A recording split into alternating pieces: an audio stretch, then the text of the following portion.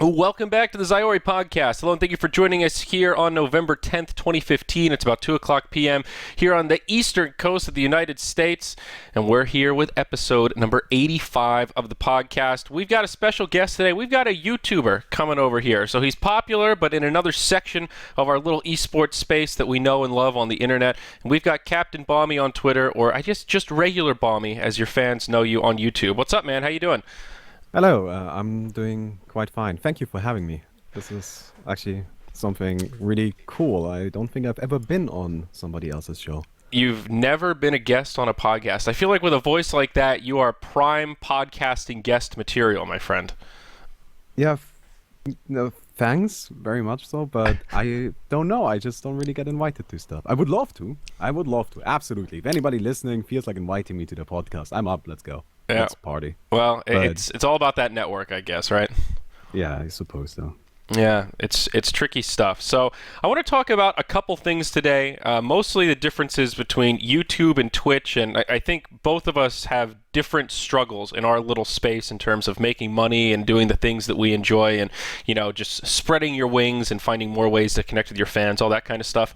Are you attending the major? Because that's coming up in like 2 days. I'm leaving in like 30 hours. My flight takes off to head over to Europe to cast the group stages. So I'm coming into your neck of the woods, man. Germany, here I come.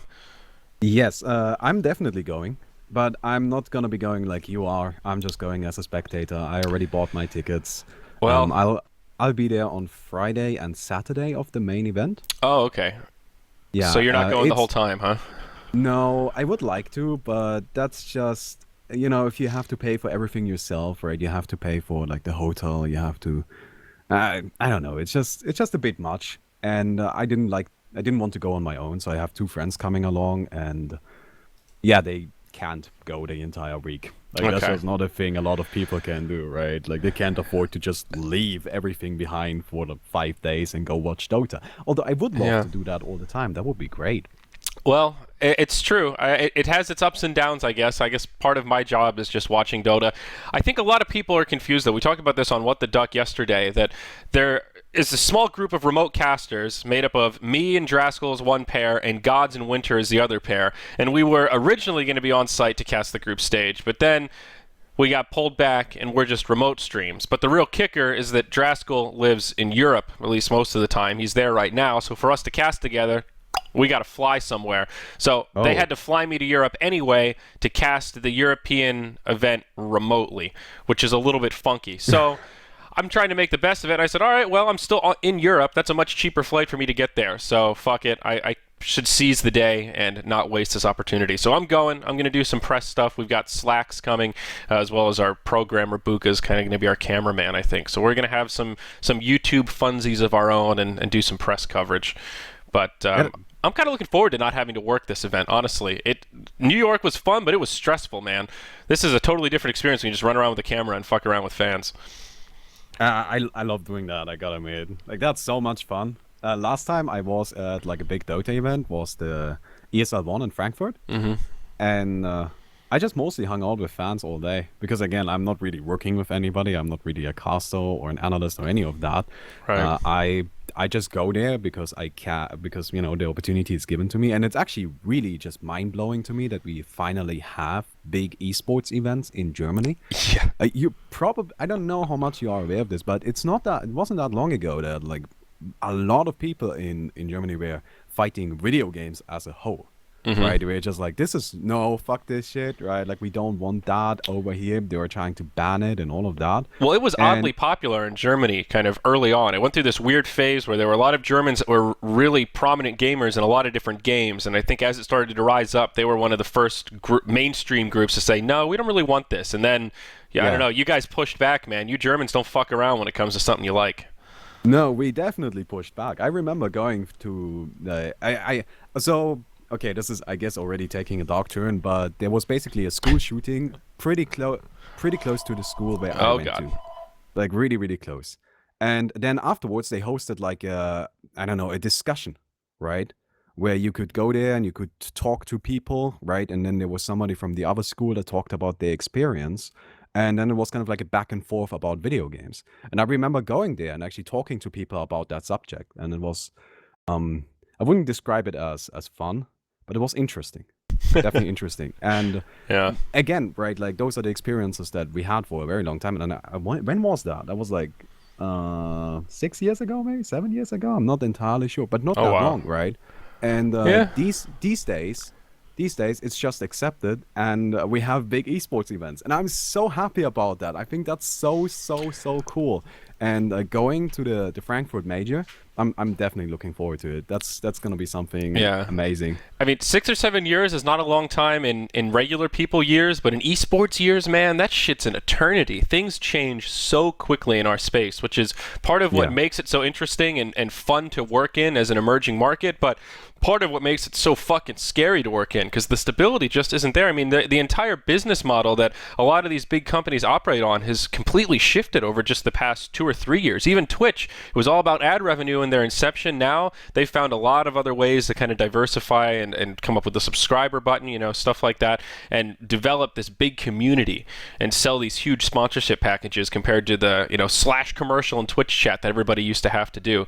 It's crazy to think how fast the industry shifts, and in even just 7 years, the whole paradigm goes from, no, this is bad, destructive behavior we don't want to encourage in our youth, to, this is fucking awesome. They're renting out giant stadiums, keep them coming. We're raking in the big bucks. You know, it's wild to sit back and marvel at. Yeah, definitely. As we were talking about the Frankfurt major, that's, again, I'm really looking forward to it. That's gonna be a lot of fun. I'm hoping I get to meet you. I'm hoping I get to meet OD Pix, and I'm hoping. Do you know if Sir Action Stacks is coming? He will 100% be there. You know, there's a fair chance you may meet me and Slacks at the same time. Him and I are going to be together for a lot of the main event. So that's great, because then I get to shout at both of you at the same time. Yeah, exactly. All of your shouting dreams can come true. That's absolutely for sure. Because, do you know why I want to shout at both of you? No, I actually don't. Because both of you agreed to do Pin My Peon voices, and then you keep not doing them or not responding to me. Yeah, it's on my to-do list. It actually is in my document of things to do, but I just don't worry about actually it. not done it. I do want to do it though. I'm not. I need to sit down and actually do it. It's been bothering me because it's a low priority relative to a lot of other shit that pops up, but I still really want to do it. I think the idea is really cool to do an old game mode like that and have, you know, people that are somewhat well known or whatever do the voices. I think that's kind of cool. Yeah, we already have it. Sorry, man. Don't worry about it. It's not a big deal at all. I'm just kind of playing. Like, no, it's totally fine. I get it, right? It's not. I deserve it. I deserve it. So anyway, I want to hear about how old are you? First of all, you're talking about giving speeches 6-7 years ago. You must be an old guy like me, huh? No, I'm much younger than you. I'm 21. 21 only. Wow. Okay. So how did you get rolling in this whole esports thing? I mean, you have 150K subs on YouTube. That's more than respectable, especially for a single entity.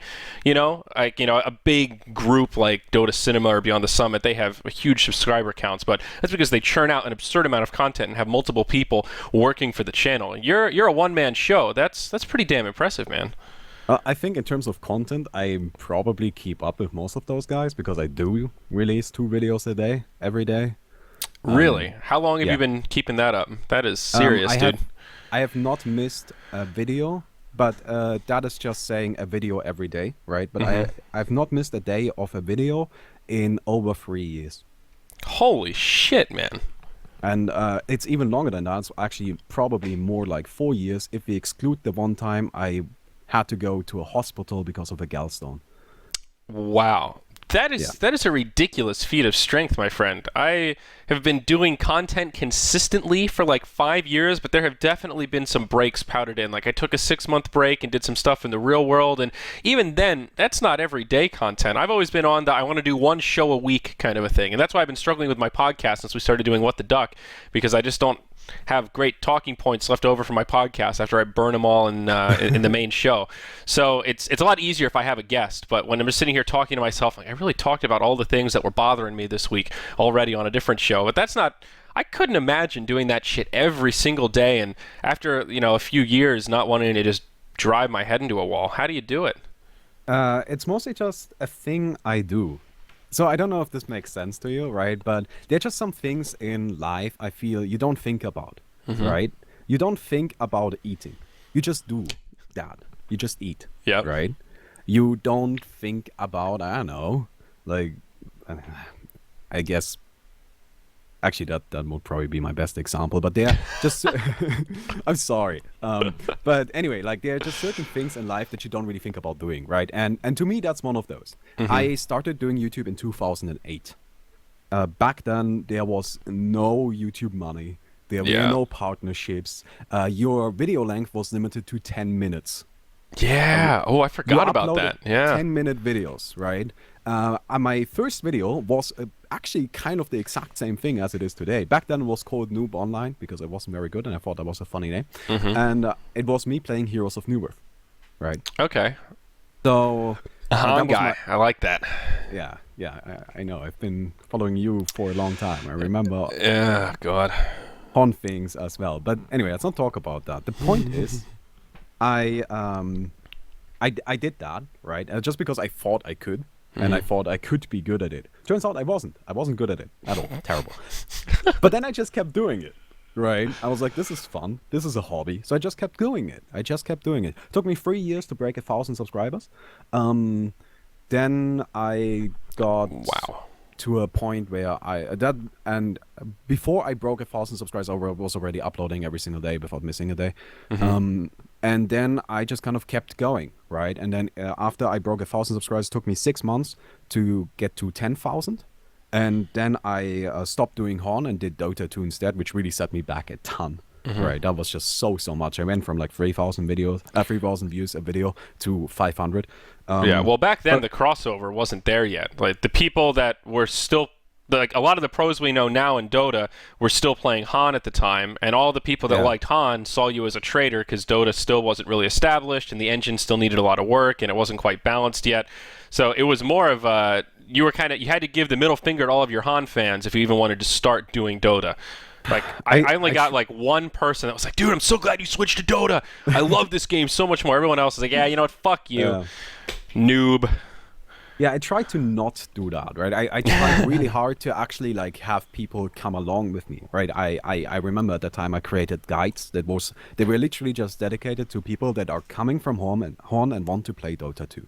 Right, so I created videos specifically for that demographic for a little while until I just only did Dota 2 stuff, and then I just kind of kept going, and now I'm at 150,000 subscribers, and I'm not like an overnight success. I'm somebody that has like slowly been creeping his way up here, and now I'm sitting on top of like my mountain of blind followers that do everything I command. Your mountain of cash. And my mountains of cash and YouTube money, and I don't know what to do with it, frankly. That's pretty wild. I mean, pretty much everyone that has found some degree of success or broken through and hit that tipping point has one of the big commonalities is I worked my ass off and I stuck with it through thick and thin. I mean, that's what I tell people like that want to get into casting. I spent 2 years basically casting full time, like 20 to 30 hours a week to nobody. Just to practice, 5, 10 viewers when I was really shitty, just objectively really bad. I hadn't been doing it that long. My cadence was bad. My game knowledge wasn't really that great. My camera control was atrocious. The stream quality was awful. Nothing about it was good, but you still have to get through those baby steps and just work through all those kinks of, you kind of know that you're bad. And I've read some articles and, well, not full books, but parts of some books about kind of the creative mindset and how it's really normal for people that work in any kind of a creative field, whether it's broadcasting or podcasting or painting or music.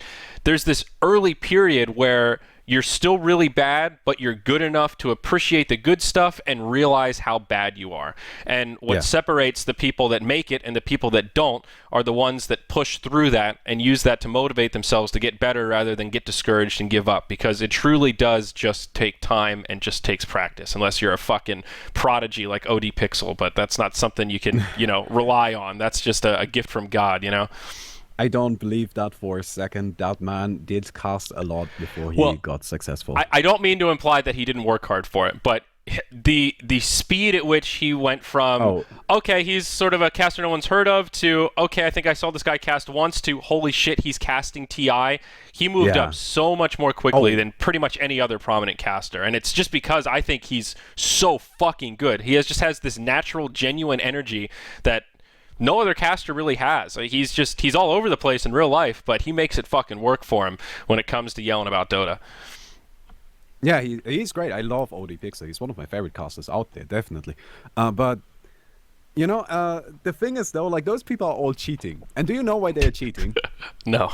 Because they are only starting now. Back when I started, there wasn't any standards. Oh, yeah. I just did things, right? And I'm sure the same thing is true for you. When you started casting, which was also quite a while ago, was there any standard for Dota It was casting? before Twitch. Like, I started casting StarCraft 2. It wasn't even Justin TV. I was on Ustream. You know, there was no chat. There was no fucking... Nobody gave a shit. There were just 20 people who were like, this is really cool.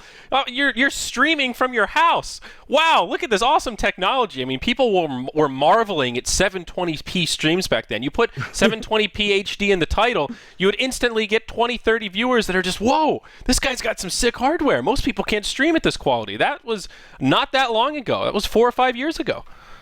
Yeah, that's crazy, right? But that's when we started. Yep. And that's not when OD Pixel started. Nope. So he's cheating. That's just what I keep telling myself. It's insane to see these streamers that pop up, like what I call the titty streamers, and I mean that as unoffensively as possible. But, you know, the girls that, let's say they've been streaming for 8 months or whatever, and they've already got more Twitter followers than me, they've got more YouTube subs, their stream holds, 4 figures worth of viewers, and they don't have any appreciation for the grind that people had to go through to get to where streaming technology is now. I feel like I sound old speaking this way, but OBS with these fucking plugins that just bring chat onto the screen, all of these Twitch alerts and pop-ups, that shit is so fucking new and so easy to use.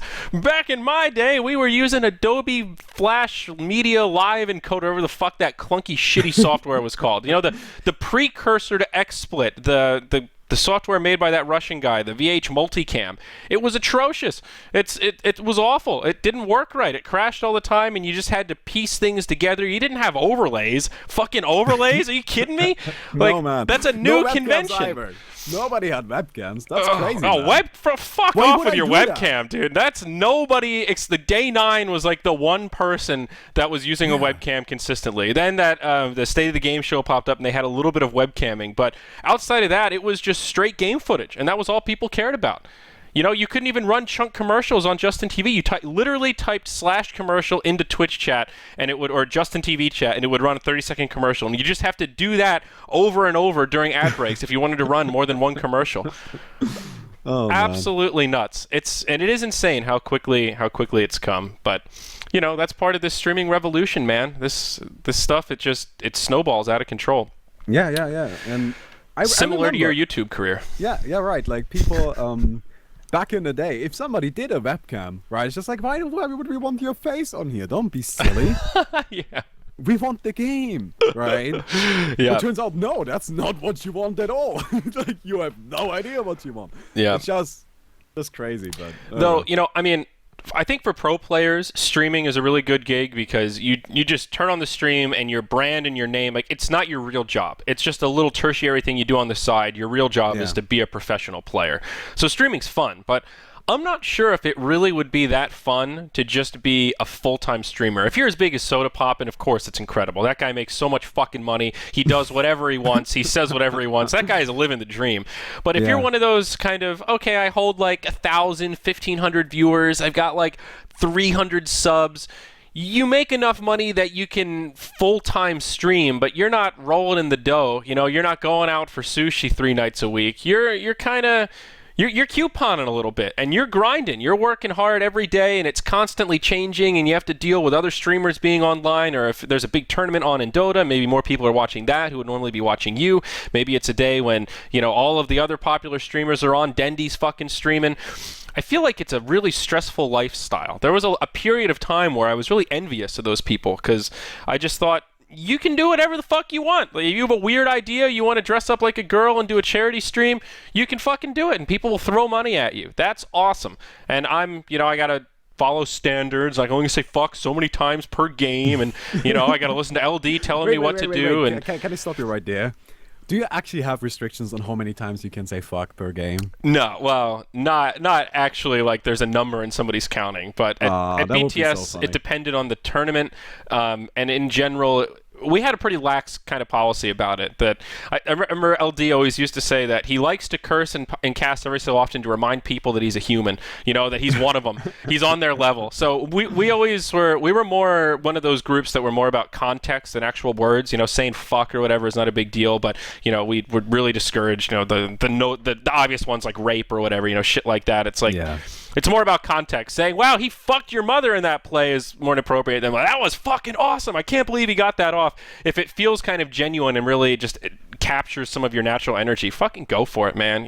Nobody's going to be upset about it. So that was our kind of policy, but still, it's you have to sort of follow standards, and it felt more like work, but the grass is always greener. I don't really know what it's like to be a full-time streamer and be on that cusp of where you feel like if you did something a little different, you could be making the big money, but you're not right now. That's tough, man. I don't know. It's hard to have like the energy those people need for the entire duration of it, right? If you're streaming for, let's say, 8 hours a day, right? You always gotta be on, right? You can't just say, right now I'll be relaxing. No, you have 8 hours a day, and during those 8 hours, you need to be there and you need to be entertaining, and that's hard. That really hard. Super exhausting. Super, super exhausting. Especially since you don't really have anything to work with, right? Yeah. You don't have anything that you can base it on. If you're casting, right, you have a game in front of you, things are happening, you kind of have a plan that you follow along, right? There's always some data you could be looking at. There's always some part of the game that you can at least talk about experiences that, okay, this game's kind of boring. I remember another game that was boring, but it had a really fun ending. You can get anecdotal. When you're just playing, it's like, all right, I'm anti-mage, next 20 minutes, I'm grinding, so... Yeah. Enjoy listening to the mana burn sound, bitches, because that's what you're getting. Well, that's something I'm always trying to avoid. Like, I always try to fill everything with some sort of commentary or like something to talk about, right? And that's actually, I don't know, you probably haven't seen any of my videos, or at least not many. I've seen a couple.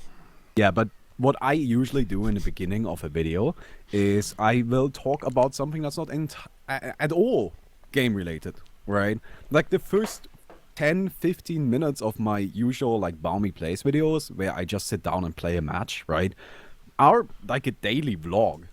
Because what is gonna happen in those 10-15 minutes? You're sitting in a lane hitting creeps. You're not doing anything.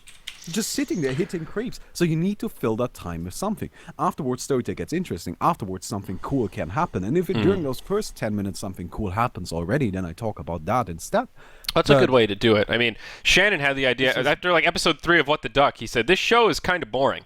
Let's do something like story time. We'll end every episode where people have to tell stories about non-Dota shit, and they should be funny. I'm like, that's actually a really good idea. And the first week we did it, we forgot to tell anyone, and we put Slacks on the spot, and he had some weird-ass story, and then we started planning it a little bit, and now story time is like the thing that people look forward to in the show. They stick around because they don't know when it's going to end, so they can hear Slacks tell a story about the time he almost had to jerk off Gabe Newell, and wonder, are these stories real, or are they just something that have been living in the fantasies of Sir Action Slacks? The world may never know, and that's part of what makes story time so much fun. But you got to find ways to switch it up. One thing that I'm really learning, transitioning out of BTS and into Moonduck has just been this crazy whirlwind of experiences where I really thought I was ready for it, and I'm not ready for it, but there's just a lot more fucking shit going on that it's like, what's that old say, or that stupid saying about there's the things you know, the things you don't know, the things you don't know, that kind of bullshit. The things I didn't know. God damn.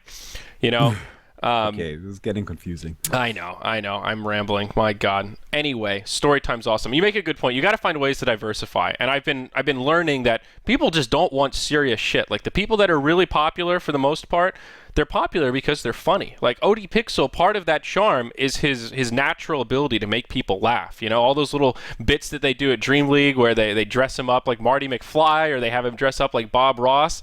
He actually pulls it off and makes it funny in that genuine, like, I'm not cringing, this is just fucking ridiculous kind of a thing. I can make people laugh sometimes, but I don't have that same just fucking Sir Action Slacks winging out jokes left and right. There's just a certain mindset.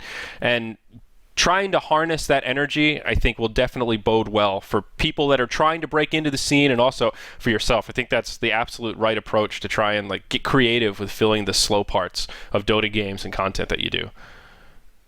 Yeah, I don't know. Again, Dota is kind of a slow game, right? I've tried to do commentary on other games. Like, I don't know, do you watch Smash or play Smash at all? I mean, a little bit. I'm one of those people that had a GameCube growing up, so I had Smash Melee when it was just the new hot game before it was a thing. So Yeah. I've played it a fair amount, but I'm not good by current standards. So Nobody is, man. you know, I don't know. I can kind of watch it and sort of know what's going on, but I don't understand all of the vocabulary. I can't fucking wave dash or do any of the, I don't know. They do up airs sometimes, you know. So a little bit, you know. I'm not totally inept, but yeah.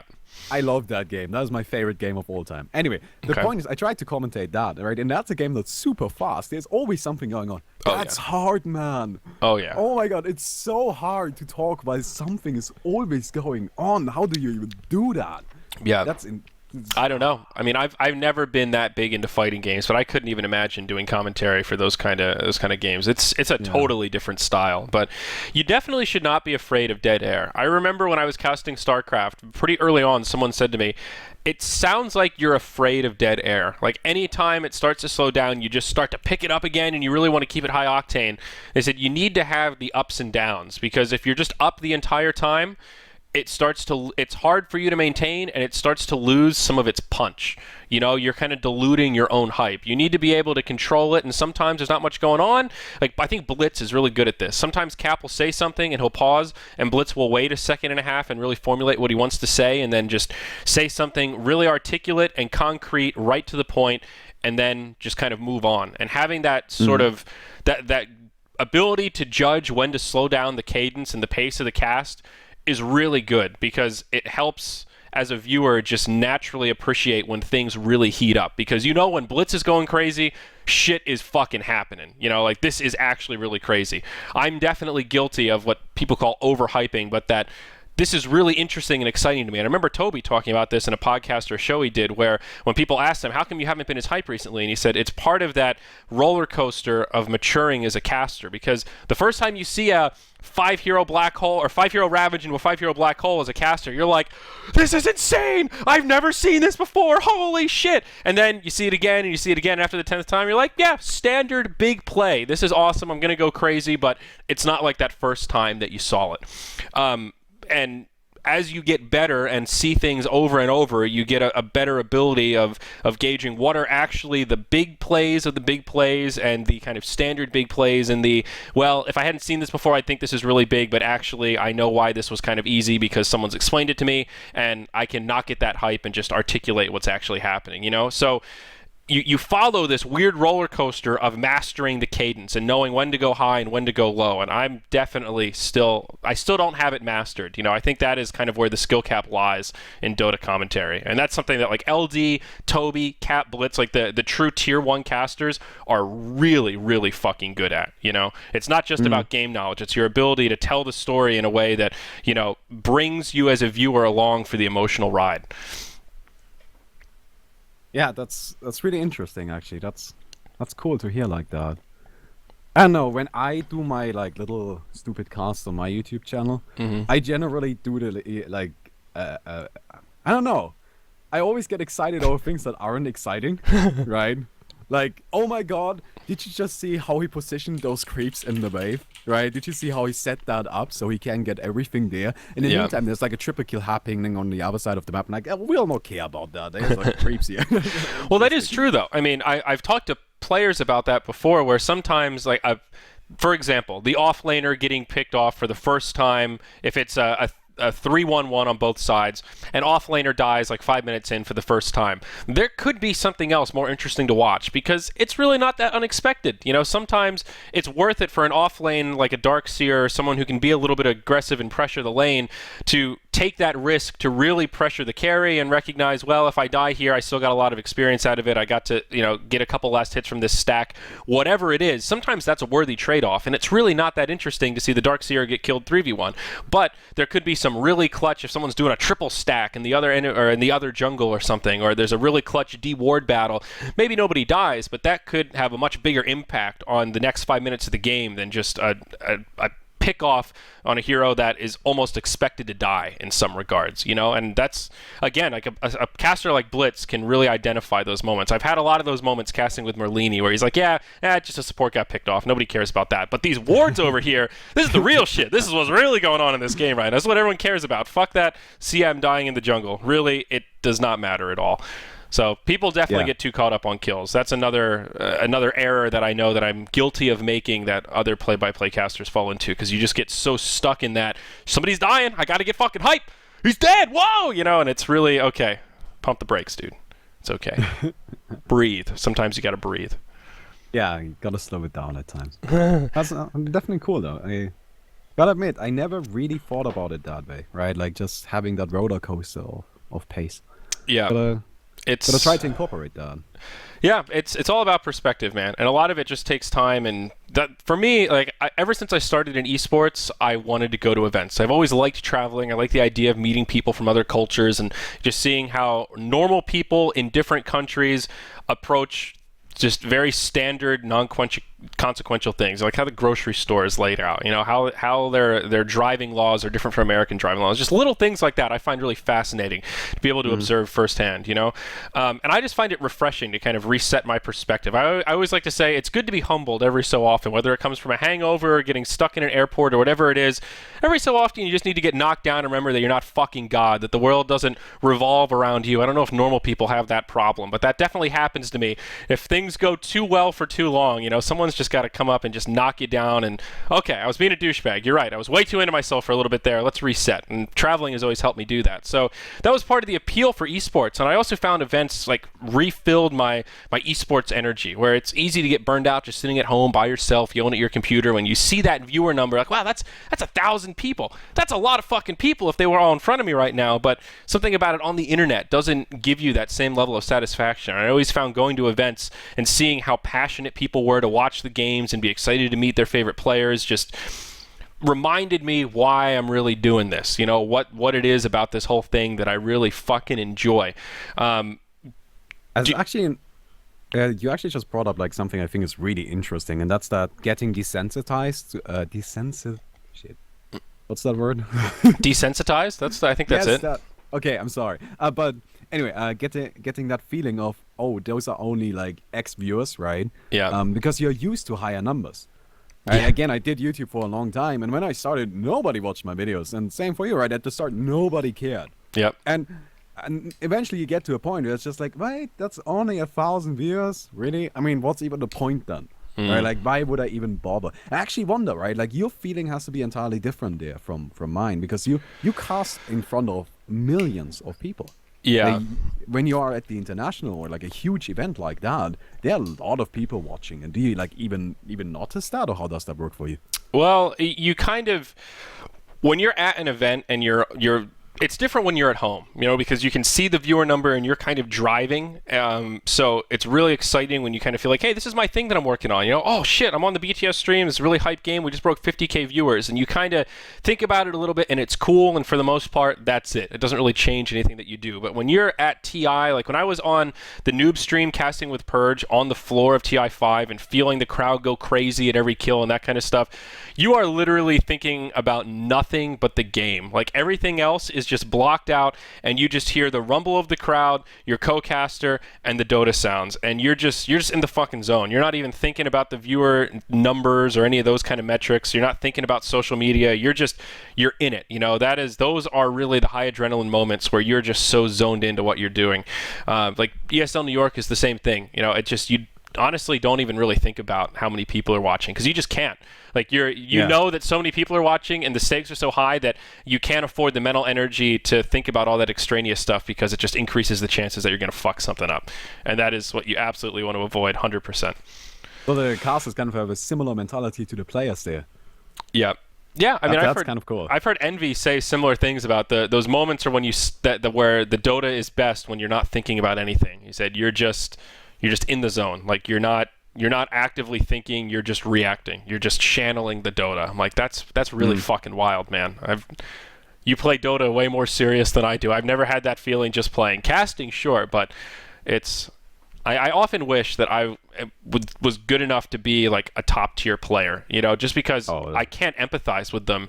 Like, it's just this elite circle that you really don't know what it's like until you've fucking been on that stage and gotten second place because you threw the team fight in that final game 3. You know, that is just a feeling that you truly cannot empathize with unless you've been there. Yeah, it's really, really hard. Look, I love tournaments, right? But I also hate tournaments. I love tournaments in terms of watching them. I think it's so exciting. I love going through tournaments after they are over and seeing where everybody got knocked out, right? And seeing where people like triumphed to continue on in their journey to the victory, right? I think that's so cool. I have played in some tournaments, right? And actually, like in a few things. I've played in Hearthstone tournaments just for the fun of it, right? I've played in Smash Brothers tournament just because the game is amazing. I've played in Dota tournaments, in amateur tournaments, and we have actually won some amateur tournaments, by the way. Really? But anyway, yeah. That's pretty good. Yeah, we got second like a few times at Star Ladder with like a 128-man bracket, and then I think we also won one. And I know we definitely won something on Face It. So anyway, that's not the point though, right? I always get so excited when, or like so just, I don't know, it's so hard to concentrate on anything while you're in that state, right? And it's so easy to just snap out of it and then like get angry at your teammates or angry at yourself, right? And it's so hard, like competing is awful. But honestly, I played, not Dota, I haven't played Dota really in any like serious fashion. I don't even have matchmaking rating, right? I don't like MMR. I don't, because it's only all pick. You have to play all pick. I hate all pick. Why do I have to play all? Why can't I play random draft in matchmaking? Well, because you know you got to be serious, dude. Random. I have had the most serious games ever in random draft. You don't even know.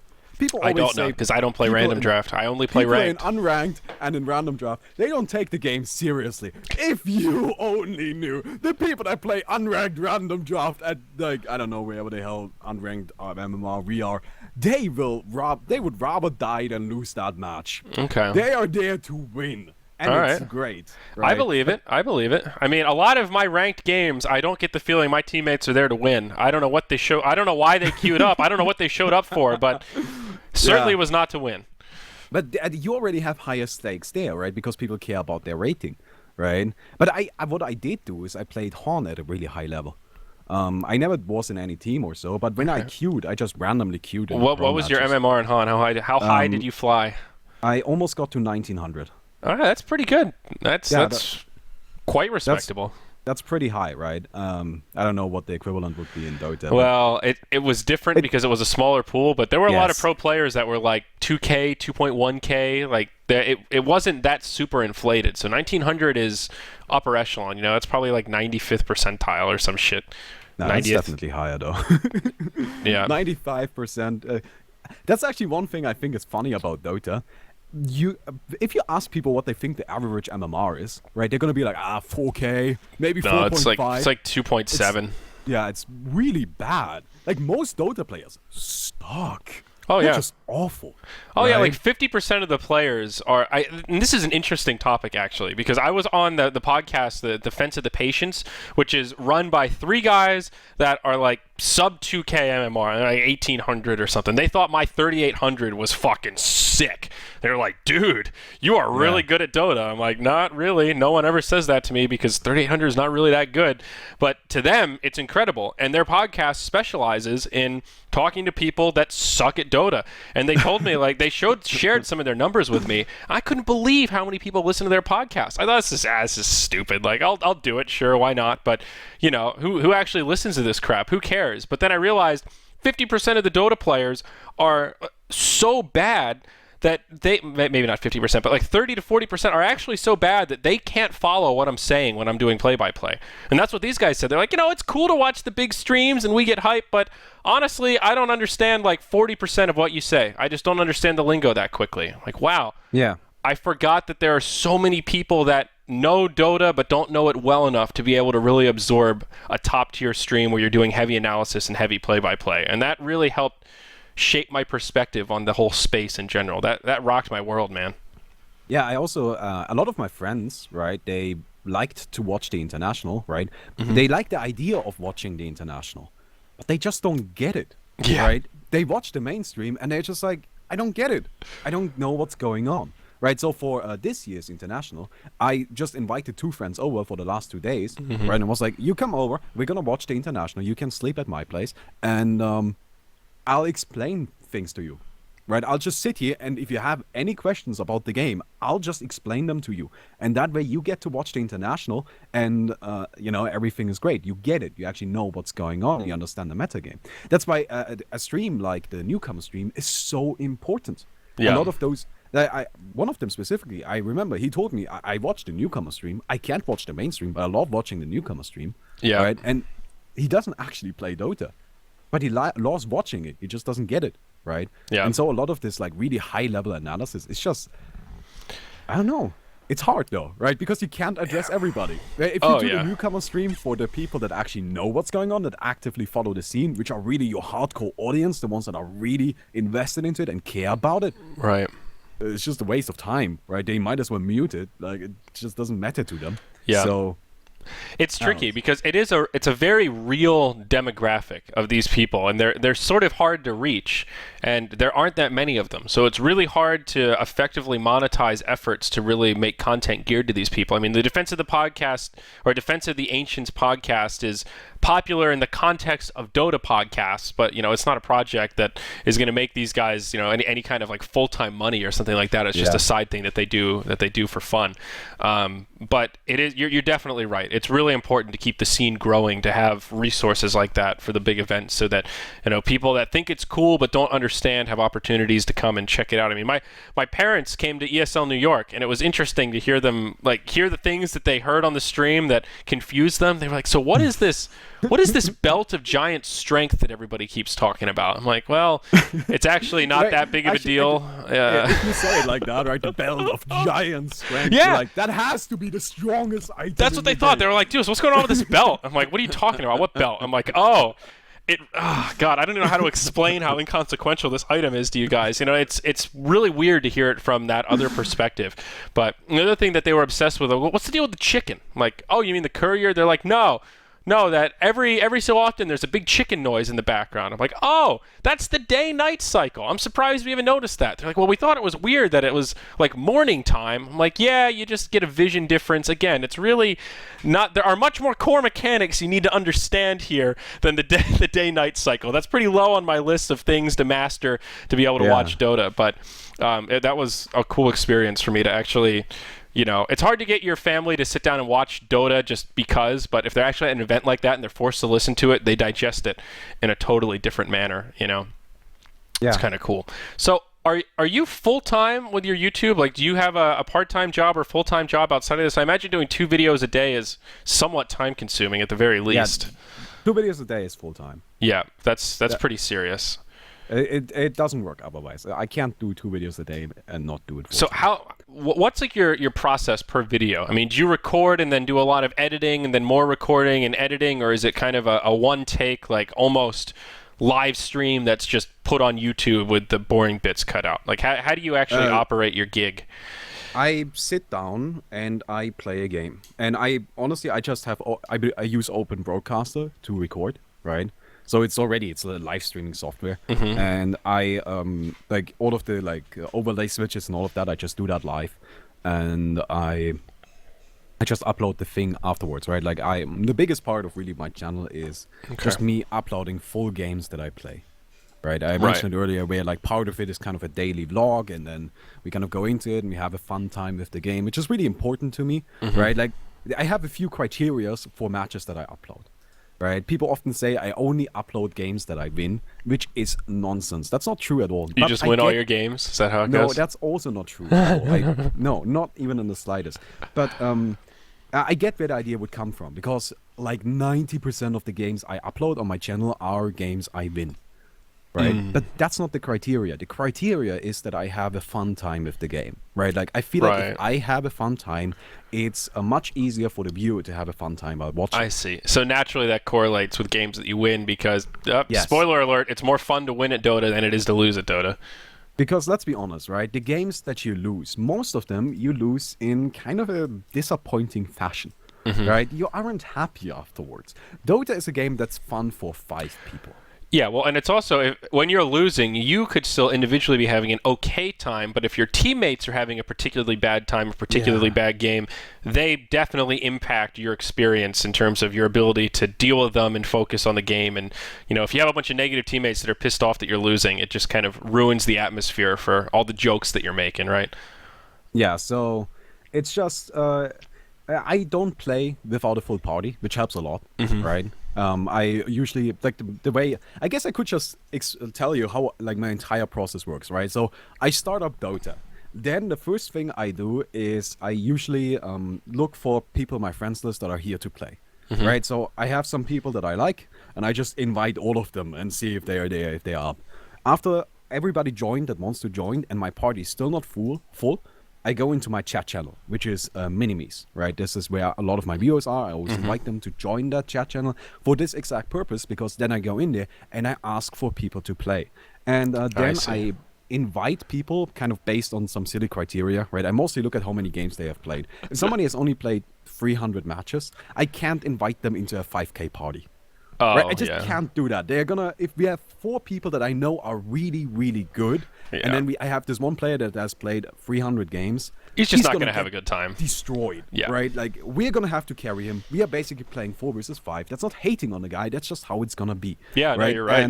100%. And I don't want that for him. I don't want that for us. So I always kind of like check. If I see we have a strong party, I invite strong players. If I see we don't have a strong party, I really scale those criteria down, and I kind of just invite whoever I think is appropriate.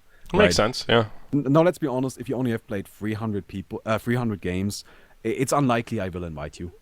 Okay. I gotta be completely honest about that, right? Usually I start at 500. If you've played 500 matches, I assume that you know all of the heroes, you know all of the items, you understand the game at a very basic level at the very least. Which I know is stupid, because saying you have played 500 matches and saying you have only played 500 matches is saying you've only invested 500 hours into this game, you're not good enough, right? That's dumb, but that's how it is. That's Dota for you, right? So... but basically that's then I fill my party up, and once I'm full, I start queuing. Right, I queue into random draft, which is my favorite game mode. I basically only play random draft, and then I pick a hero, which is something I haven't done in at least a month. Right, so I try to change it up. I try to vary it as much as possible. Then I go into a match and I start with my commentary. Right, and then I keep going with my commentary. Again, I have that little daily vlog portion at the start, and then I just see if the game is fun, right? If the game is not fun, then I stop recording, I save my energy, I turn on some music, and I continue playing my hardest stuff, right? I don't give up, I don't throw the game just because I don't like it anymore. I just keep going, right? I just really try my hardest still. Oftentimes it's not enough, right? But, you try anyway. Right. Yeah. So... I see how this could be a time-consuming process to get like 2 good Dota games per day where you're talking about stuff and you're doing. That probably takes a couple games. I don't do 2 of those. I do 1 of those. Okay, so you do 1 of those and you have another video. Okay, that makes sense. And then I have a different video, right? And that different. And but honestly, 1 of those can already be. It's really random, which is annoying. Right? Sometimes I sit down. Yesterday, for example, I sat down. I had a 15-minute juggernaut game at the start. First we were losing, then we made some big plays. I remember one scenario where one of my teammates got picked off and enemies were pushing down the mid lane. Right? And then it was like, well, we're gonna have to fight 4 versus 5. Another one got picked off. Well, 3 versus 5. Another one picked off. Well, 2 versus 5 it is. We go in, we kill them. Right? 2 versus 5. We win the fight. We fight them back. We win the game. It's amazing. Great match. I'm super happy. I can use that. I can upload that. Right. Amazing. I had days where I sat here for 10 hours straight trying to record until like 3 a.m. and I didn't get shit. It was awful. I hated my life. And then I just quit and I continued recording the morning after. Right? Until I finally got something. And that can just be really annoying. So do you do any editing at all in those videos, or it's just all one take? It's all one take. So why don't you stream it? Like couldn't you just get the best of both worlds if you stream the process and then just dump the one on YouTube? Or does that tank all of your YouTube views if you do that? I don't know. I don't think it would tank my YouTube views. But my problem with that is that I feel like first of all, I would reuse content, which is something I don't like doing, right? Even when I'm streaming, I always make a point to have Twitch content be separate from YouTube content. So you can watch my Twitch, right, and get something entirely new there. And then you can watch my YouTube and you can get something entirely new there. So you have two separate things that are just entirely... Oh, I see. Like if somebody wants to watch both, right, like you can watch both. Yeah.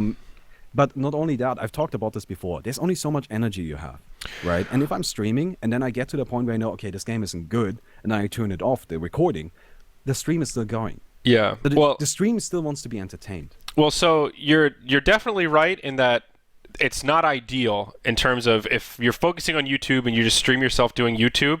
If someone just comes on Twitch and sees you during a game where it's like, okay, this is not going to be usable. I'm not going to talk as much. I'm going to save my energy for the next take.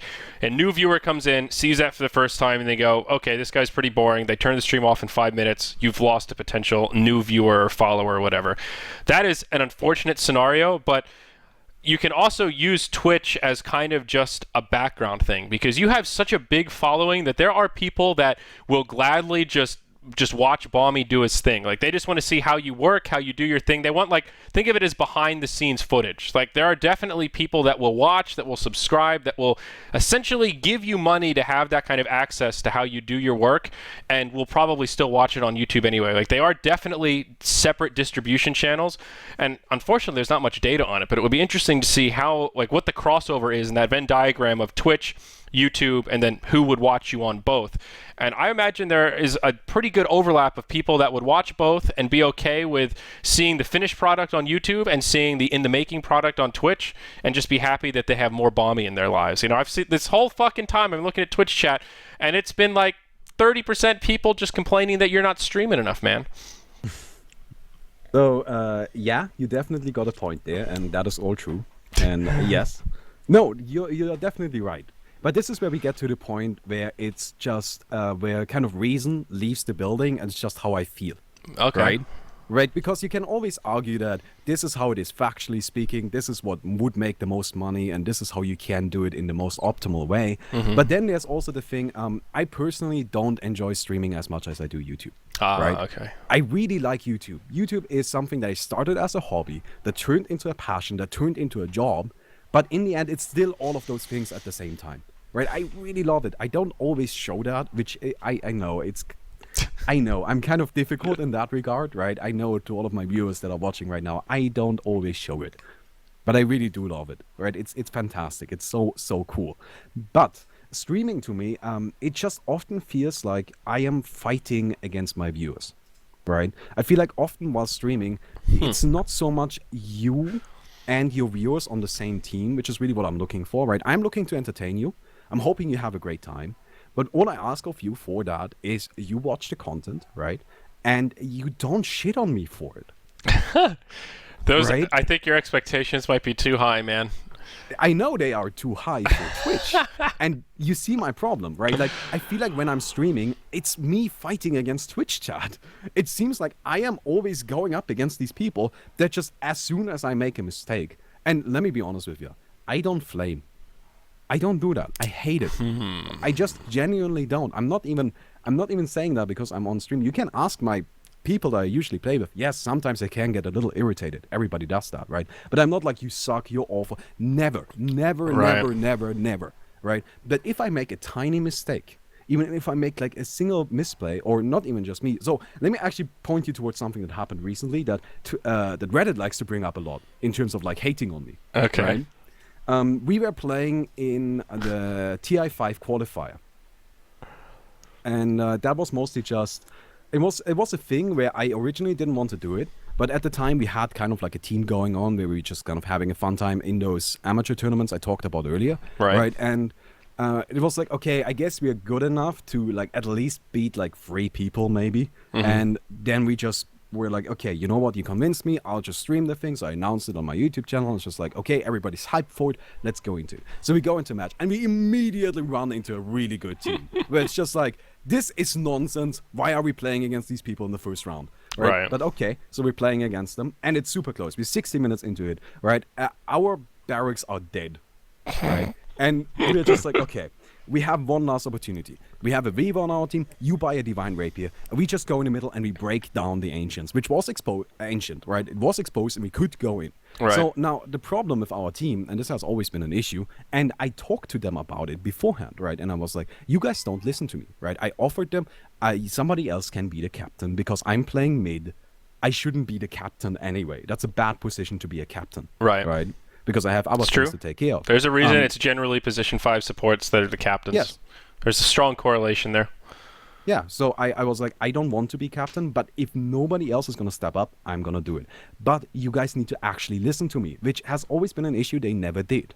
Okay. So at that point, I tell my team, okay, guys, we're going to go into the middle, and I want you to just target the Ancient. If we die, right, if we fight, we are likely to lose 1 or 2 people, and we can't finish the game. Mm-hmm. In which case, we lose, because they have mega creeps, we can't do it otherwise. Right. All in. All in, baby. We are all in. We need to kill this Ancient, and we need to center all of our attention on it. So we go in, we have the Ancient down to like 100 HP. At that point, the Weaver player, our main carry, who has multiple times not listened to me, who I've multiple times offered to just get somebody else to be the captain, or, you know, how about you are the captain? It's like, I need to fall back. I'm like, no, you stay here, you kill the Ancient. It's just like 3 or 4 attacks. You can't do it. Oh, God. He runs around the Ancient, falls back a little. Then at that point, he decides, okay, wait, no, let me run in. Runs in, gets stunned, gets killed, loses the Rapier. We all lose the game. And I'm just like, you had it. You had it. You had it. 3 attacks and you had it. You had time to get those 3 attacks in. You had it. And what a throw. He threw it, right? And then we lost the game and we were out of it, which was the biggest stream I ever had, right? We had a lot of viewers on there and I was really hyped up, and I was just so disappointed because people were looking forward to it and I was looking forward to it, and now it's just over.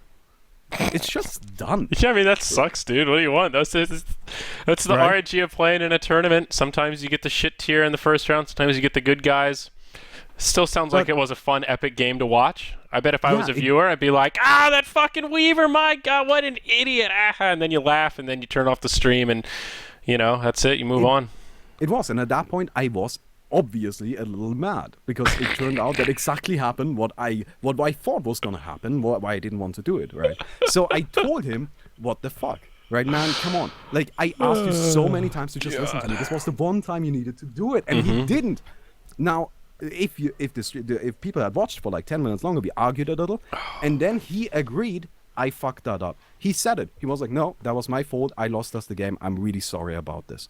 Right? He said that. I said, okay, all right, we're good. Let's just move on. And we moved on. People bring that up to this day as an example of me being the saltiest, the most raging, flaming person on the internet. And I'm just like, did you even watch it? Did you even see what happened? And I'm just like, what? What just happened? I still don't get it. There is definitely a degree, like, that will always happen. There will always be people that either don't get your jokes or misinterpret what's going on. Like, there is a group of people that think Sir Action Slacks and I actually hate each other because of the way we flame each other publicly. Some people don't realize it's a joke, and like I've seen it brought up on Reddit before. People are just like, I understand like some back and forth banter between friends, but Zyori's just taking it over the top this time. It seems like he really just doesn't like Slacks. I'm like, you seem to not understand that Sir Action Slacks is a character and Jake Canner is a person.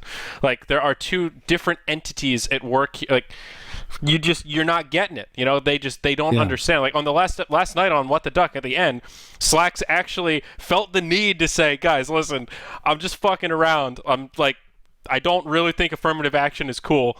And, we all laughed about it. It was good. And he said that off air to guests that we've had on the show, where he's just like, listen, Purge, I wasn't really serious. I'm just trying to make this interesting and be a provocateur and, get you guys fired up. I don't really think that insert X retarded argument here, And I'm glad he finally made a disclaimer live on air in front of 3,000 people. So hopefully now there's at least a few more people out there that kind of get it, so to speak. But that's like, always going to fucking happen, and you got to just roll with the punches and try to find ways to kind of brand your jokes or your experiences or whatever so that people kind of get it right away.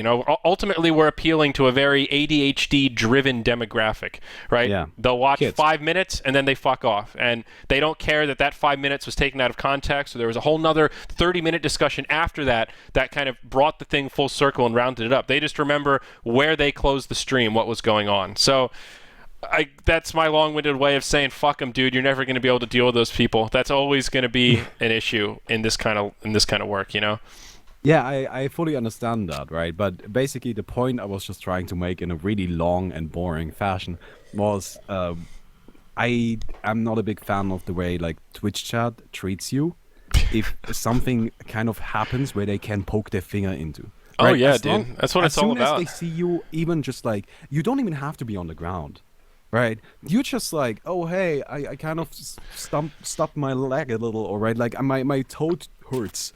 They just walk up to you, push you down, just shit on you, right? It's just like slam your face in. They don't care, and I don't like that. I don't appreciate that. You're making me feel subhuman right now, indirectly, and the reason I say that is because I am just so fucking numb to that shit. It is unreal. Like, I often joke with people that I'm kind of cold. Like, if someone starts... I'm not good at dealing with criers. You know the kind of girls that just get upset really easily and cry over things that aren't a big deal. I honestly just kind of, after like 1 or 2 cries, I'm just kind of like, you know what? You got some emotional problems, and I am not equipped to deal with this. I'm sorry, but go cry by yourself. Like, I do not have the tools in my tool shed to deal with that, right? And like, when I got hired at BTS, like the whole sniffing thing, there was a really dark period of my life where it was just a nonstop barrage of people insulting me via email, via YouTube comments, via Twitch chat, and it still happens. If you look at some of my YouTube videos, they're like from years ago. People will go like years after the video's done and just post sniff, and I'm just like, this doesn't bother me anymore. But the fact that you took the time out to find this old stupid video that frankly no one watches or gives a shit about anymore. That happens to you enough times, and you really just get numb to it. Like, there was a good year and a half at BTS where every day I would just wake up, open Twitch chat, and just read the onslaught. And after enough days, you kind of just go, I really don't care. Ha, ha, ha, ha, that's right. You saw my dick once. You watched the video more times than I did. It was embarrassing. I get it. I'm just not embarrassed by it anymore. But part of, like, there's an upside is that it doesn't really bother me, and I can make jokes about it. And I actually told the story of how it happened to someone who had no idea what I was talking about on the TI5 Hub couch stream. I explained it to Makwana. I'm just like, this really doesn't bother me. I can talk about it. We could fucking sit here and watch it. It would make me cringe a little bit, but I wouldn't start crying or something, right? But the downside to that is it has definitely made me numb to that kind of stuff. Like, I feel like Twitch chat just can no longer make me mad. Like, even overlaying Twitch chat on the video here, when I decided to make this a video podcast, I tried to come up with a way to make the video more interesting for YouTube viewers, but not have to do extra shit. I still wanted it to be a podcast first, and I thought this was kind of a cool way to do it. And I see people like say stuff in there all the time, especially when I'm like solo. Like, oh, that's really brave. People come in and they try to say something offensive. I'm like, I'm not even reading it. Like, I honestly don't care. I think it's funny that people are that serious about it, and I think it's cool that other people can see the ridiculous stuff that people say live as the reaction.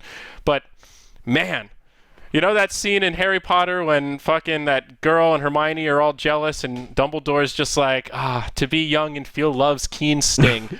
I always think of that line because I don't remember the last time I felt love's keen sting. It's been a few years, I'm just a cold, grumpy old dude. I know. It's terrible. Yeah, I guess that happens, man. So it's good to harness it, but don't. You really can't take it to heart, though, man. It's not even worth banning. I just ban spammers because they're ruining the experience for everyone else. But you can't control the horde of people that are just. I mean, I've read enough articles about internet trolls, and they figured it out. It's a very specific personality type that is, I forget what the 5 checkpoints are, but it's like insecure, the people that are kind of sadistic, that get pleasure out of seeing pain in other people. There's like a predictable pattern, and X number of the population fall into this category. And unfortunately, the internet is just the perfect venue to express that. It's anonymous. You can type whatever you want, and you can see the live reaction of people getting mad at your shit. It is literally a troll's dream, you know. So it just fits, you know. It's like there's a reason that we live in the habitable zone of our fucking solar system. It didn't just happen randomly. It happened because it's the only place it could have happened. That's why Twitch chat is so shitty. It's the only place where those shitheads can be shitty and get away with it and still get their jollies, you know? You just gotta... Yeah. Fuck them, dude. Just remember their life is worse than yours. That's how I fall asleep every night. And there are some cool people in Twitch chat. That's the other thing I've learned. That's true. Through all that shit, there were definitely some people that wrote me like really nice messages, really nice emails that were really supportive and empathetic, and just a nice friendly reminder that there are real people in there as well, you know? And that's the thing, right? I care about those people. I really, really do. But I think, at least for me, it's very difficult to just disregard part of a viewership or like a part of a thing. Right? I struggle with that. I either care about the whole thing or I shut it all out. Right? I can do those two things. I can either just say, fuck all of this, I don't care, I'm not even gonna look at it, it's not a big deal. Now, right? But at the same time, then there are people like the Camel Man in the chat right now, who's like a really cool guy. Right? We also have Chris in the chat, which you don't know, but he's somebody that I kind of met through him watching my videos, and he messaged me on Facebook, and I messaged back, and we just kept talking, and now he's like a very good friend of mine, right? I like him a lot. And it's just like, I don't want to miss out on these things for the sake of not caring about the haters. Now, there is a middle ground here. Subscriber mode. Huh? Yes. I don't... Okay, look. Just You're saying. making some very good points here, but... That's cool, man. I mean, you do you. I'm really just spitballing. You know, it's It is really interesting, though, to like the way that you're talking. It really reminds me of like the mental process I went through when I like kind of really got serious about streaming and broadcasting and utilizing Twitch in my daily life, and the stories that I've heard from countless other people that started as nobody and have now become somebody via YouTube or Twitch, primarily Twitch, and their experience kind of with Twitch chat. And it's interesting because it is just, it's a process, you know. You just have to, over time, you either get less sensitive to it or you find ways to deal with it, or, you know, you just take the day 9 approach where you simply just develop your own internal filter that says anyone that's negative or a douchebag, I literally pretend they don't exist. And everyone who's nice and supportive and reasonable, I react to, I interface with, and I encourage that kind of behavior. But it's hard to do. It's very hard to do. Day 9 is a golden god. I know. Day 9 is a being that is beyond all of us. People never reach that level. He's a beast. To die and get reborn like 17 times before we ever become Day 9, man. You know, I think he may be the only person in esports that I am just completely starstruck with. Like, there is really no one that I have. I mean, I'm not that great at going up and introducing myself to people, but I have been within an arm's length of Day 9 5 times in my life. I couldn't handle that even once, man. And never have I had the brass to actually say anything more meaningful to him than hi or bye. Those are the only words that I've ever said to Day 9. You know, and it's just, I don't know, because I don't want to be just a fan, and I don't really have anything to say to him. I've always been waiting for that moment when we're both like working an event like DreamHack and we're in the VIP area and it's like, hey Sean, yeah, nice to meet you. I'm one of the DOTA casters, you know, cool, awesome. We're colleagues now, and then I just fuck off, and that's like the dream moment for me. I think when that happens in my esports career, that's the day I fucking quit, because it'll never get higher than that. You know, that's how I know I'm peaking out. And unfortunately now he's like, you know, never at events because he's developing this game and shit, and I don't do Hearthstone or StarCraft, so my dreams are dying, Baumi. I don't know. I don't know what to do about Overwatch. Let's just do Overwatch. There you go. I didn't get a beta key. Did you get an invite? I didn't get one either. It's bullshit, man. Why wouldn't they give me one? I have like 10 times as many viewers as some of the people that got one. Why don't I have one? Yeah, I don't know. I don't know how Blizzard does it. Only time I'm ever gonna bring that up, because I really want a beta key. Like, god damn it. Yeah, that game does look pretty cool. I've been playing Counter-Strike recently, but I don't think that game's for me. It's too hard. Overwatch sounds pretty cool, though I never played TF2, so I want to pop my cherry into that genre of like cartoony shooter or whatever the fuck it's called. Is there a proper name for that genre? Shooter? I mean, it's a shooter, right? Yeah, but I feel like FPS doesn't do it about. justice. You know, like Halo, Call of Duty, Counter-Strike, arcade shooter. That works. I like that. I feel like that is it has sort of like a condescending connotation to it, but I feel like it's pretty fitting. Yeah. Here's a great question. On a scale of 1 to 5, how dead is Han? If 5 is maximum dead, I'm going to go like 4.7. How can you possibly not say the maximum deadness? So, Thailand. That game was sold. Thailand. They gave up. No. If the original company is like, there's no point here. There's one country in the world that kind of gives a shit about it. I'm not even lying, sell though. It to those people. That country has been like propping that game up for years. It's insane. Yeah, like true. The way League of Legends has taken over in Korea, the way Dota has taken over in Southeast Asia and China, it's just. Han has taken over Thailand. Once a game, like a team game like this, hits a tipping point where all of your friends play it, even if you as an individual like playing League of Legends or Dota more, you're just going to play the game that all of your friends play because you want to play with your friends more than you want to grind a game by yourself, you know? And that's part of the reason Dota is nowhere in Korea, because everybody plays League of Legends. It's a matter of national fucking pride. It makes perfect sense, right? I don't know how it happened in Thailand, why they like Han so much, but that is such a big part of their user base. It is absurd. Also, there are a lot of people playing it in Sweden, man. When I was at Inferno Online, I was surprised at how many people were just hanging out playing Han by themselves. So it's still a game that's going in the sense there is still a user base. Like in the broad context of games, I mean, they probably have 30K concurrent users online right now. I totally pulled that number out of my ass, but that sounds reasonable. Like they still have a lot of people that play it and just don't care about it. What most people mean about the deadness of the game, though, is esports, and their esports scene is fucking who gives a shit. I mean, it's just not there. I guess that's just really a good point there. I suppose it's actually like super alive, just in a very specific area, right? It's just like over there, the game is like not dead at all. You can go there and play that, but everywhere else it's dead. Yeah. So I don't know, it's a little bit of an odd thing. It's a weird game because it was always intended to be like it was the original Dota 2. You know, it was like Dota 1.5. It was so great. I started playing it because I liked Dota 1. My friend said, hey, this is Dota, but it's on a better engine. You can reconnect. There's stat track. I'm like, fucking yeah, why would I play Dota 1 when I could play this better version of Dota? And then they had Oogie and Electrician. Yeah, and they had some really cool heroes. And then, you know, Valve got the rights to Dota 2. They had to start making their own heroes. The game just got progressively shittier as each new S2 hero came out. And then once Dota 2 starts to get momentum, it's like, well, why would I ever play Dota 1.5 and I could play Dota 2? You know, that was kind of the way I saw it, and it seemed like S2 never really had a good answer to that question. No.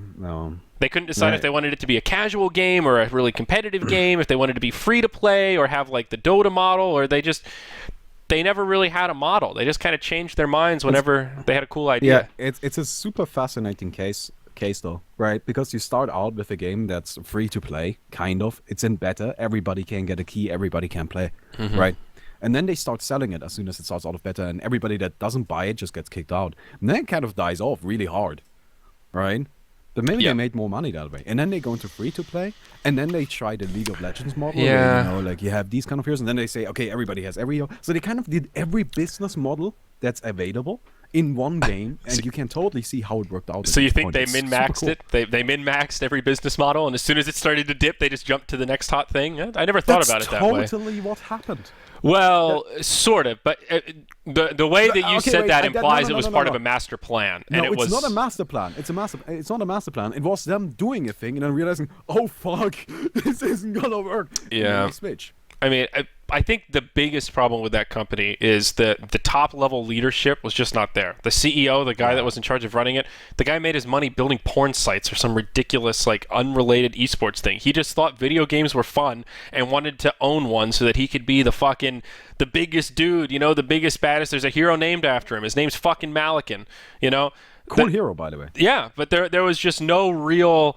The vision to start the company wasn't, like, you know, Day 9 talks about his game, right? We're going to make an RTS game that we want to play. That's our motto. Like, we want to recreate the genre and do it fucking right from the ground up. S2 was kind of like, okay, I have a lot of money. I really like video games.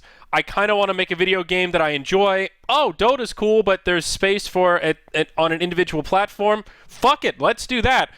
Copyright. I wonder who owns the right to this. Fuck it. We'll figure it out later. Oh, okay, someone's going to sue us for this, and we're going to have to deal with it. Okay, well, fuck it. We had a good non-box release, so I think we can just ride the momentum of this. League of Legends, who gives a shit about that shitty game? Then League of Legends realizes, hey, you know what? If we invest some money into a big marketing budget, we can really get a big market share here, which of course they do. They go completely ham on marketing the game. There's RP cards in every fucking little gift shop, GameStop, Walmart, everywhere you're seeing League of Legends this, League of Legends that, and then before you know it, there's just this huge tip scale of League is up here and Han is still just kind of peddling water, and they're like, wait a second, well, those guys were really smart. They've got this cool business model where it's free to play, and everybody seems to really like that. Maybe we should try that. And then they do it, and all the people that are legacy users are like, well, this is fucked.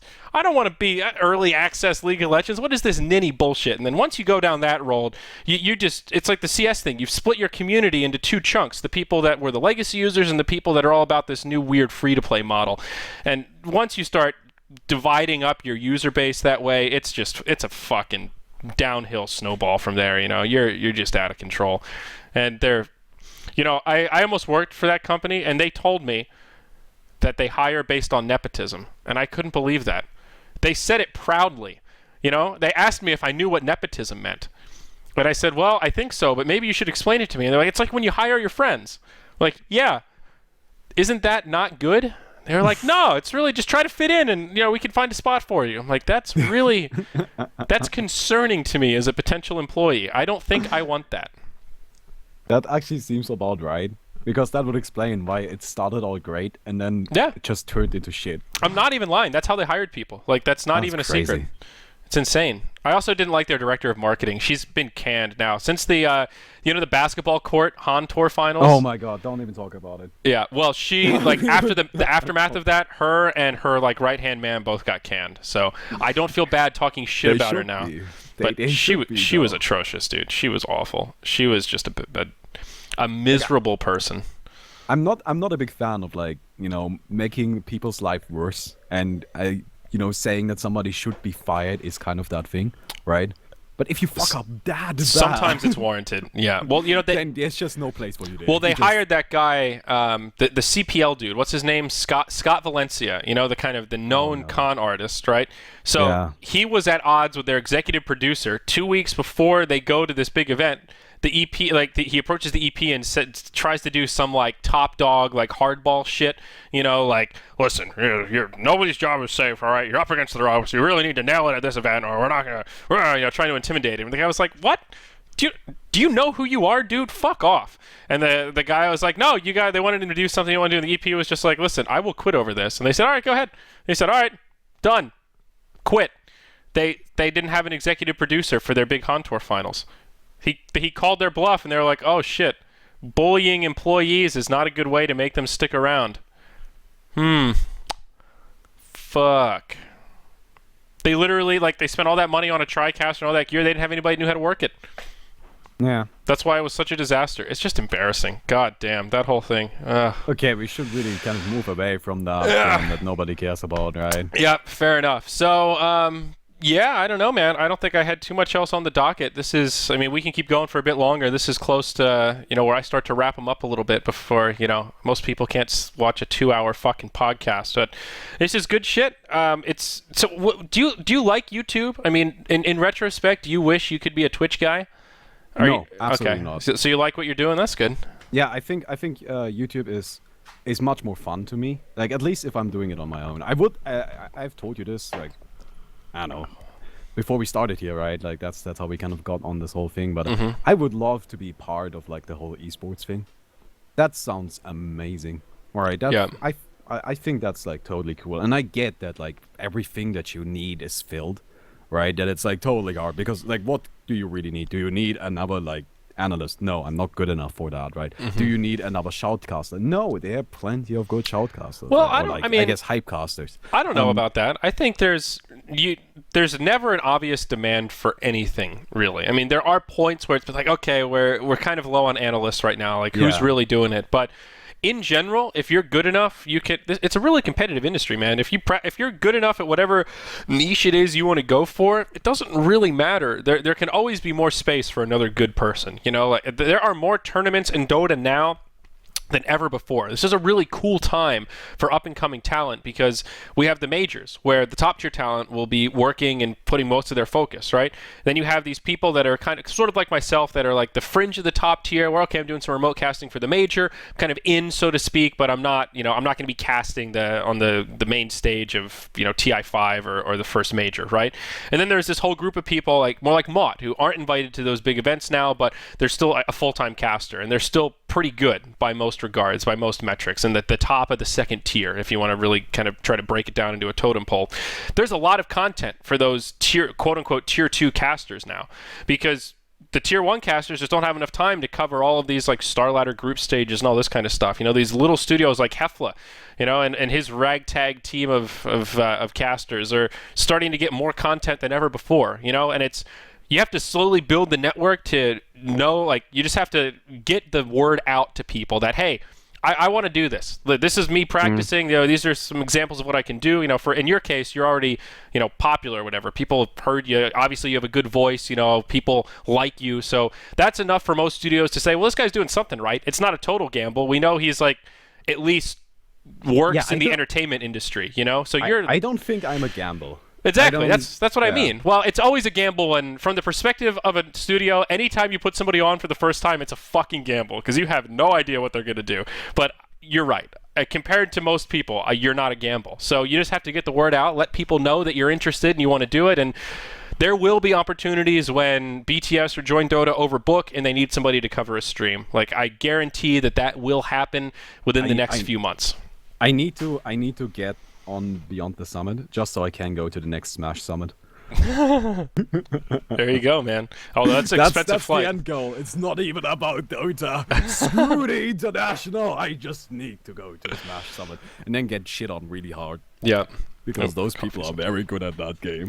Yeah, they're disgustingly good. So are you going to do any content at the major? Are you going to do like Baumi does Frankfurt?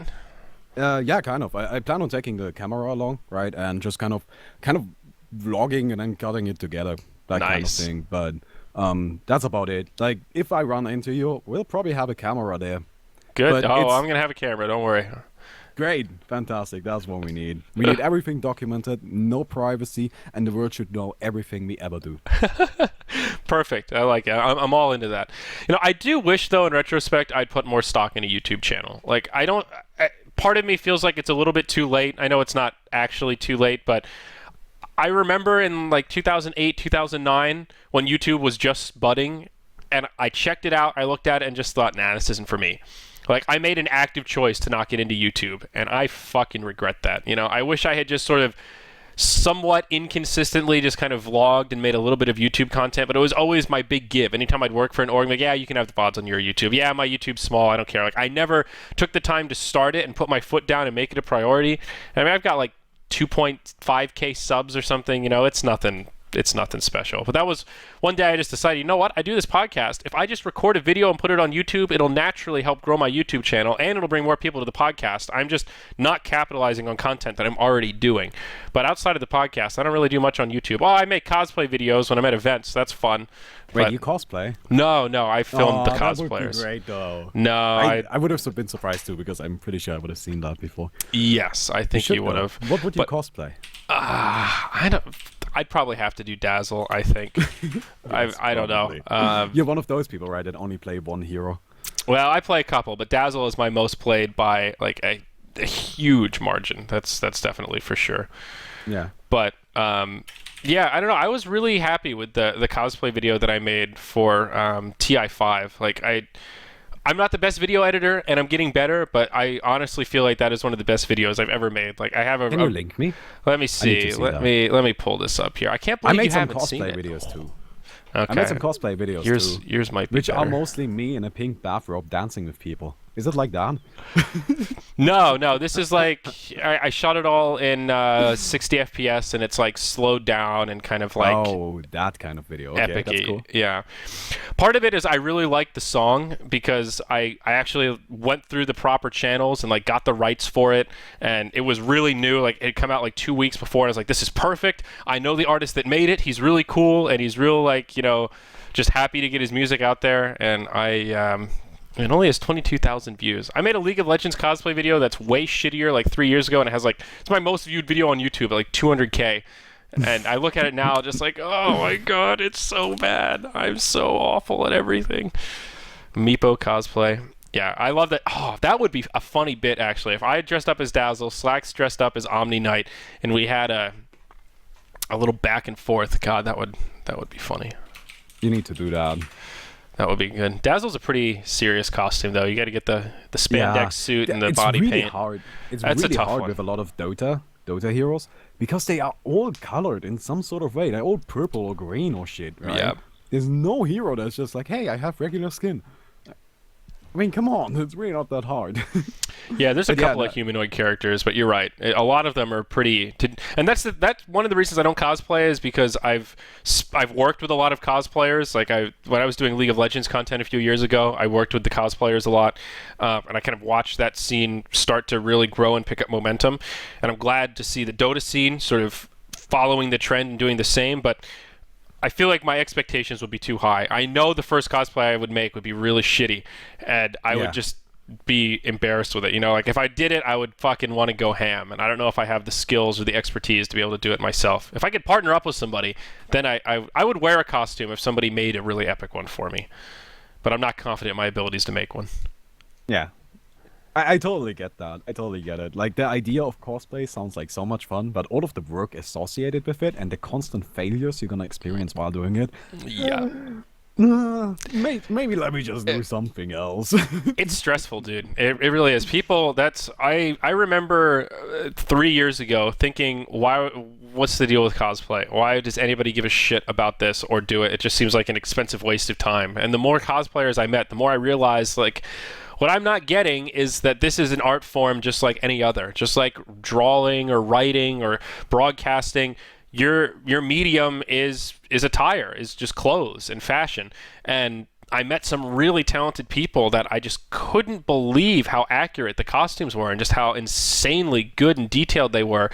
Yeah. For a pretty reasonable budget, a couple $100s, and they could make a really badass costume. And I just realized it was a market that nobody was catering to, and unfortunately the content I made was kind of shitty, but it still was really cool. It helped expand my perspective on understanding a subset of the community that's super passionate, just in that different way.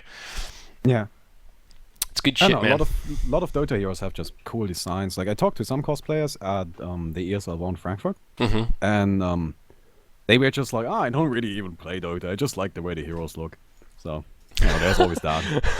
I don't even like that stupid fucking game, but the heroes, they look pretty cool. I've got to admit. They do look really cool. Yeah, I mean, I can't. Oh, there's a faceless Rex. Oh yeah, that faceless Rex was badass. Yeah. That guy was really. I don't know. I think it was a girl that was inside of it. Actually, now that I'm thinking about it. That is great. Now we're gonna thumb through this video. Yeah. Oh my god. There were some really sick Oh. cosplays at this TI that were pretty creative and pretty fun. Oh, that is amazing. I really like it when people do creative stuff. I also loved that young Zeus, that little kid.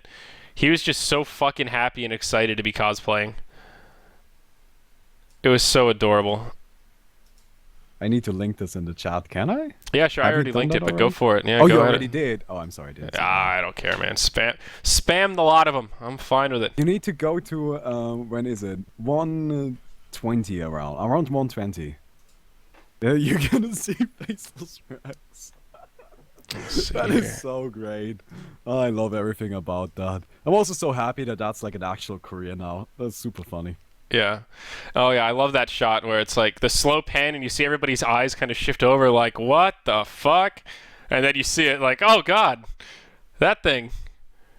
Yeah. That's badass. No, that's really cool. And that's what I love about the cosplay community is that every event you get people that turn up with something that's oddly creative, and there are always people that have very simplistic adaptations of a character, and you look at it and you think, wow, that probably cost you $20, and it's not serious and it's obviously chintzy, but I totally get what you're going for, and that's so fucking creative. Every time I have one of those moments, I relish in how I lack in my creativity when you see people that are really good at it.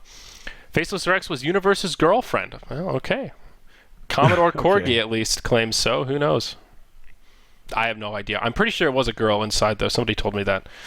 I didn't talk to her, but it was good shit. So, all right, Baumi, let's wrap this thing up, man. This was awesome. I feel like this was a very interesting exchange of insight from two different sectors of our little esports thing.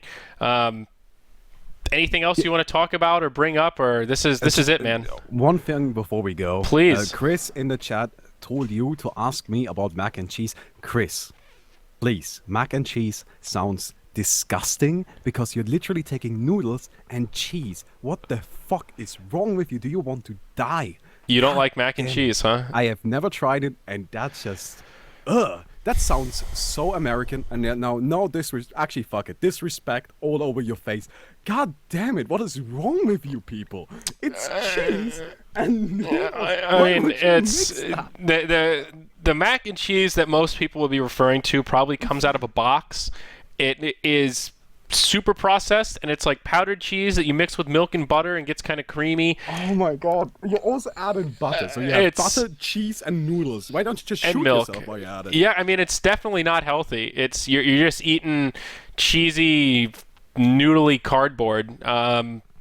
It does taste kind of good. I don't know. I mean, I see the apprehension to try it. I would say if you ever have the chance to try some like SpongeBob Kraft mac and cheese, it's worth a spoonful just to see what you're missing. But I mean, dude, if you can avoid that food group altogether, you're doing well, man. Your heart thanks you.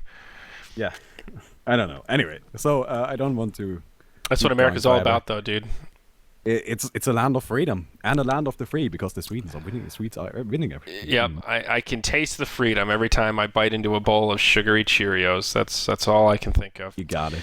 My God. The land of the free. So where can people find you, man? You've got one of those obnoxious ass Twitch streams that has the little numbers and the shit.